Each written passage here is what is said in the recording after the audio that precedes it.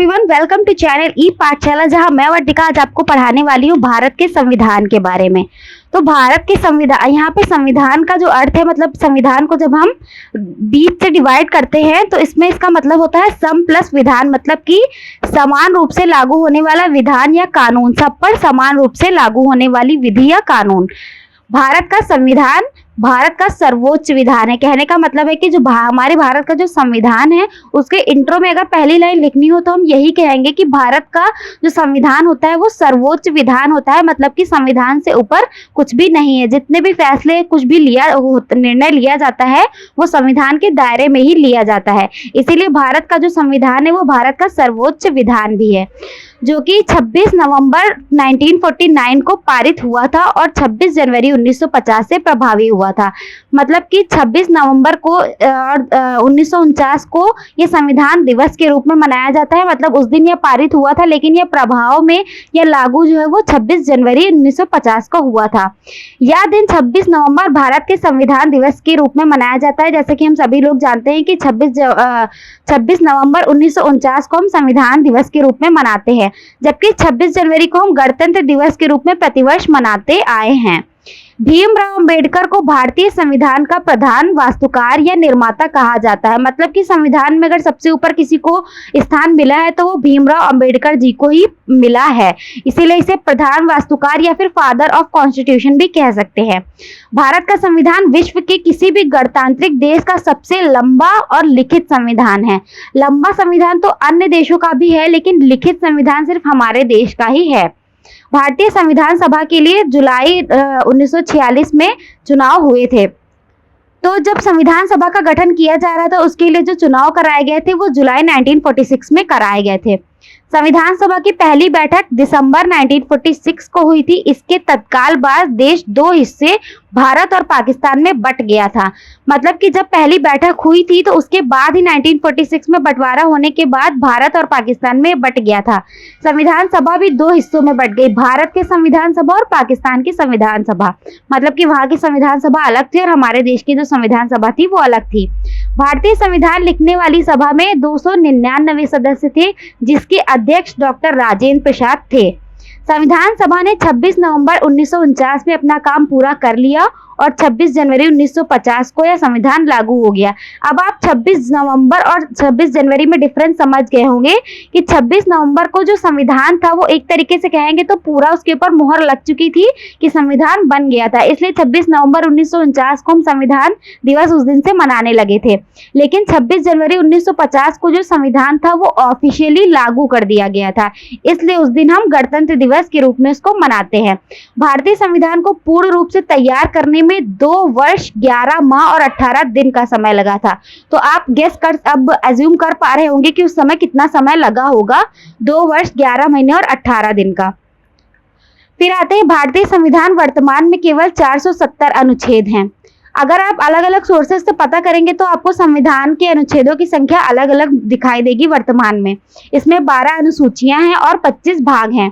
इसके निर्माण के समय जब संविधान का निर्माण किया गया था तो उस समय 395 अनुच्छेद थे और इसके 22 भाग थे और 8 अनुसूचियां थी। परंतु अब अनुसूचियों और इनकी संख्या, भागों की संख्या जो है वो बढ़ गई है। संविधान में सरकार के संसदीय स्वरूप की व्यवस्था की गई है, जिसकी संरचना कुछ अपवादों के अतिरिक्त संघीय है। इस पॉइंट को थोड़ा डीप समझने के लिए आप हमारे अगले वीडियो का वेट कर सकते हैं कि इसकी जो मतलब संसदीय स्वरूप की जो संरचना है वो अपवादों में क्यों है। केंद्रीय कार्यपालिका का संवैधानिक प्रमुख जो है वो हमारा राष्ट्रपति होता है, यानी कि कह सकते हैं कि फॉर्मेलिटी के तौर पर इसका जो अध्यक्ष या प्रमुख है वो राष्ट्रपति होता है, परंतु वास्तविक जो है वो हमारे प्रधानमंत्री होते हैं। भारत के संविधान की धारा 79 के अनुसार केंद्रीय संसद की परिषद में राष्ट्रपति तथा 2 सदन होते हैं। देखिए, जब कार्यपालिका की बात आती है तो हम इसमें 3 चीजें इंक्लूड करते हैं। एक तो राष्ट्रपति, दूसरा लोकसभा और तीसरा राज्यसभा। परंतु जब हम व्यवस्थापिका की बात करते हैं तो उसमें सिर्फ 2 चीजें आती हैं। एक हमारा हो जाता है राज्यसभा और दूसरा हमारा हो जाता है लोकसभा। तो यहाँ की बात हो रही है कि केंद्रीय कार्यपालिका का जो संवैधानिक प्रमुख है वो राष्ट्रपति होता है। भारत के संविधान की धारा 79 के अनुसार केंद्रीय संसद की परिषद में राष्ट्रपति तथा 2 सदन है, जिन्हें राज्यों की परिषद राज्यसभा और लोगों का सदन लोकसभा होता है। लोकसभा को निम्न सदन और राज्यसभा को उच्च सदन भी कहते हैं।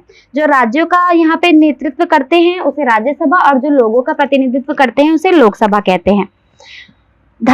संविधान की धारा 74(1) में यह व्यवस्था की गई है कि राष्ट्रपति की सहायता करने तथा उसे सलाह देने के लिए एक रूप होगा जिसका प्रमुख प्रधानमंत्री होगा। राष्ट्रपति इस मंत्रिपरिषद की सलाह के अनुसार अपने कार्यों का निष्पादन करेगा। कहने का मतलब है मंत्रियों के अलग अलग विभागों का बंटवारा करके जब मंत्रिपरिषद बनाई जाती है तो उसका जो वास्तविक अध्यक्ष होता है वो प्रधानमंत्री होते हैं।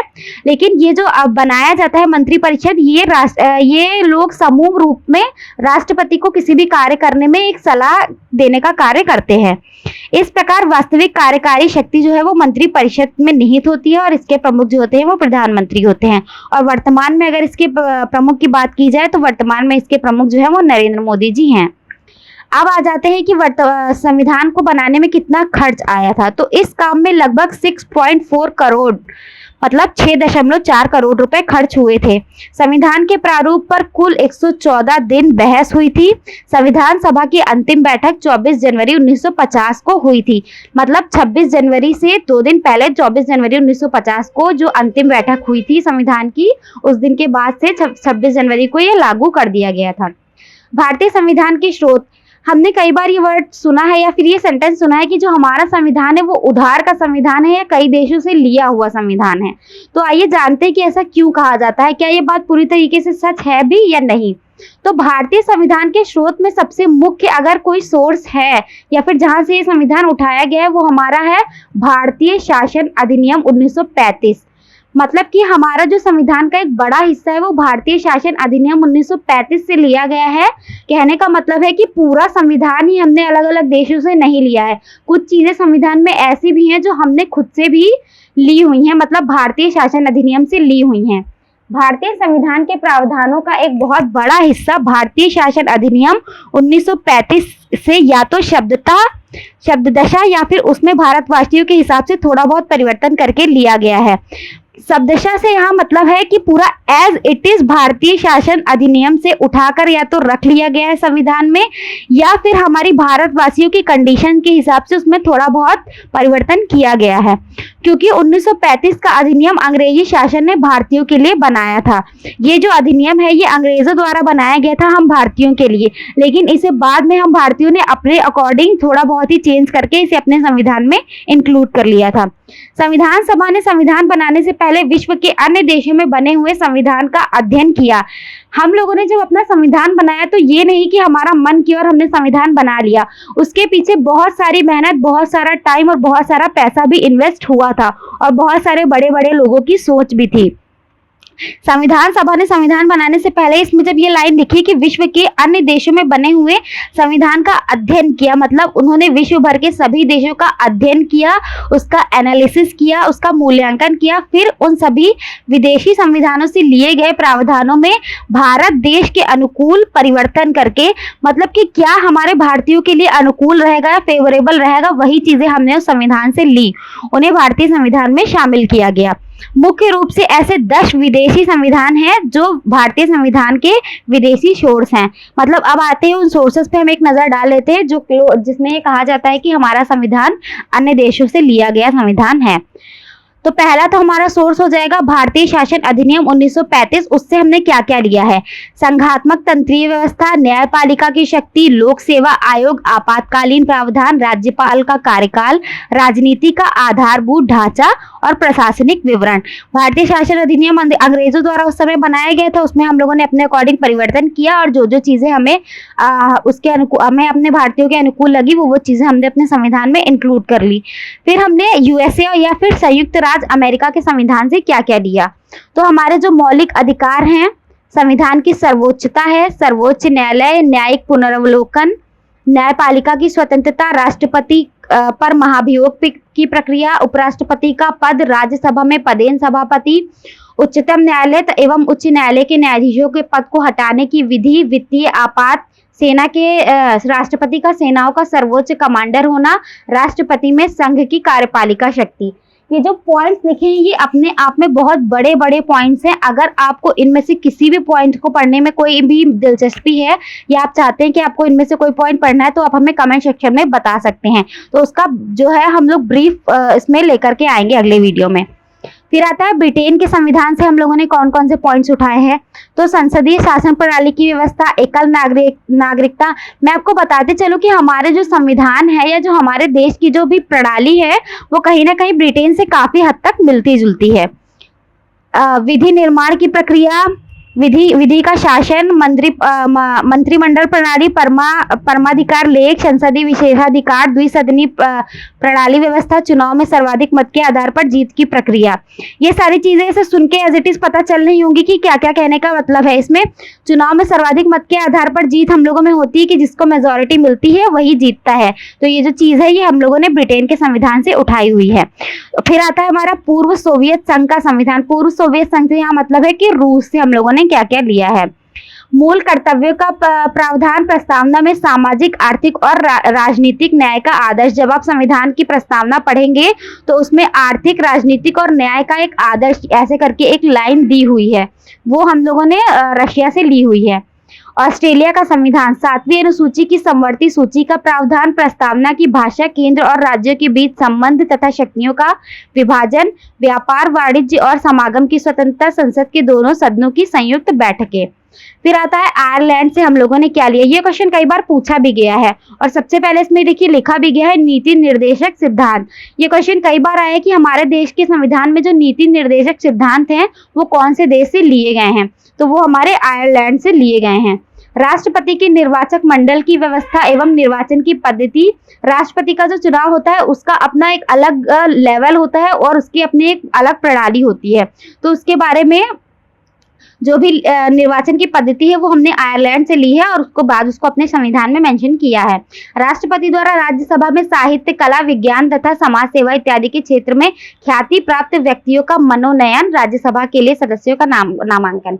इसमें इस लाइन से मतलब है कि राज्यसभा में हमारे राज्यसभा में हमारे 12 सदस्य ऐसे होते हैं जो हमारे साहित्य, कला और विज्ञान और समाज सेवा से आते हैं। ठीक, तो इनका जो है वो चुनाव नहीं किया जाता है। ये लोग जो है उसका जो इनको जो सिलेक्ट करता है वो राष्ट्रपति अपने अपने हिसाब से मतलब सिलेक्ट करता है कि ये लोग किस बैकग्राउंड से आ रहे हैं। मतलब उनका साहित्य, कला या विज्ञान से होना जरूरी है और ऐसे 12 लोगों के लिए राज्यसभा में सीटें जो है वो आरक्षित करके रखी जाती है और इनका मनोनयन जो है वो राष्ट्रपति द्वारा ही किया जाता है। और 2 आंग्ल भारतीयों की नियुक्ति होती है जो कि लोकसभा में होती है, ये भी राष्ट्रपति के मनोनयन द्वारा ही की जाती है। देखिए यहाँ पे मनोनयन का मतलब होता है सिलेक्ट करना, मतलब इनके लिए चुनाव नहीं कराया जाता है, इन्हें राष्ट्रपति अपनी स्वेच्छा से सिलेक्ट करता है, इसलिए यहाँ पे ये मनोनयन है ना कि निर्वाचन। कनाडा के संविधान से हमने क्या लिया है, सरकार की संघीय व्यवस्था, केंद्र के पास अवशिष्ट शक्तियां, केंद्र द्वारा राज्य के राज्यपालों की नियुक्ति, संघ और राज्य के बीच की शक्तियों का वितरण, उच्चतम न्यायालय का परामर्श एवं न्याय निर्णयन।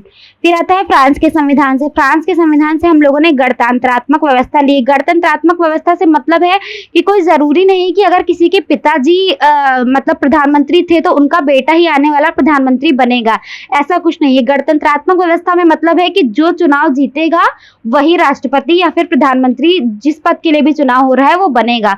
तो हमारे देश में ऐसी कोई व्यवस्था नहीं है। हमारे देश में मतलब पीढ़ी दर पीढ़ी वाली व्यवस्था नहीं की गई है, गणतंत्रात्मक व्यवस्था की गई है कि मतलब कोई भी आम आदमी या कोई भी आम व्यक्ति जो सारी योग्यता या अर्हताएं पूरी करता है वो चुनाव लड़ सकता है।